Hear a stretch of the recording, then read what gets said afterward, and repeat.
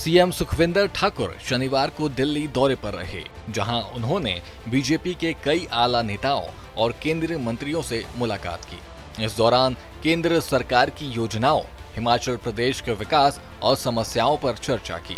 दिल्ली में सीएम सुखविंदर ठाकुर ने वित्त मंत्री निर्मला सीतारमण, केंद्रीय मंत्री जेपी नड्डा और केंद्रीय मंत्री पीयूष गोयल से मुलाकात की।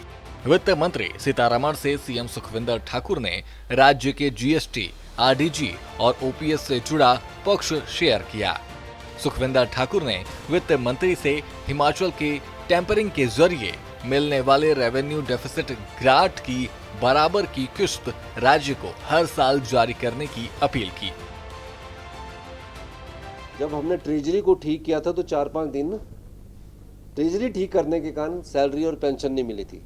आज हमें 3000 करोड़ रुपया कम मिलने के बाद भी हम किसी प्रकार की तंगी प्रदेश के लोगों को नहीं आने दे रहे, क्योंकि जब कोई चेंजिंग आती है, व्यवस्था परिवर्तन जब होता है तो उसमें थोड़ा ठीक होने के लिए टाइम लगता है। तो मेरा ये मानना था कि मैंने उनसे बात की कि वो टेपरिंग ना हो। टेपरिंग का मतलब है कि एक वर्ष ज़्यादा मिल गई, फिर दूसरे वर्ष कम होगी, फिर तीसरे वर्ष कम होगी और चौथे वर्ष और कम होगी। हमने बोला उसको इक्वल रखा जाए। 16th फाइनेंस कमीशन की रिकमेंडेशन का मुझे ज्ञान मिल गया। वहीं केंद्रीय मंत्री जेपी नड्डा से सीएम सुखविंदर ठाकुर ने आपदा राहत के लिए 1500 करोड़ रुपए जल्द दिलवाने की अपील की, जबकि केंद्रीय मंत्री पीयूष गोयल से उन्होंने सेब बागबानों के लिए मदद की गुहार लगाई।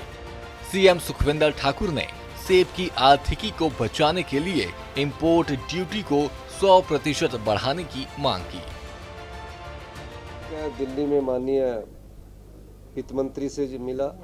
वित्त मंत्री जी से मैंने अनुरोध किया कि जो प्रदेश की 16 फाइनेंस कमीशन द्वारा अगर आरडीजी मिलनी है तो वो 5 वर्ष में इक्वल मिले। पिछली बार 15 फाइनेंस कमीशन ने 40,000 करोड़ रुपए के करीब आरडीजी दी। जब उन्होंने 40,000 करोड़ के करीब आरडीजी दी तो 20-21 में जब जयराम ठाकुर जी की सरकार थी तो 11,000 के करीब आरडीजी मिली। 22-23 में वो 10,000 करोड़ होगी, 23-24 में 9,000 करोड़ होगी, 24-25 में वो 6,000 करोड़ होगी और इस वर्ष 25-26 में वो सिर्फ 3200 करोड़ होगी। केंद्रीय मंत्रियों से मुलाकात के बाद सीएम सुखविंदर ठाकुर ने प्रदेश बीजेपी के नेताओं से भी प्रदेश के विकास में सहयोग करने और केंद्र से फंड जारी करवाने की उम्मीद जताई। शिमला से सूर्या समाचार के लिए अरुण उनियाल की रिपोर्ट।